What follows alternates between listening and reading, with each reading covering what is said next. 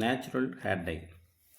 தேவையான பொருட்கள்: மருதாணி பவுடர் 2 டேபிள் ஸ்பூன், அவுரி இலை பவுடர் 3 டேபிள் ஸ்பூன், நெல்லி பவுடர் 1 டேபிள் ஸ்பூன், டீத்தூள் 1 டேபிள் ஸ்பூன், தயிர் 2 டேபிள் ஸ்பூன்.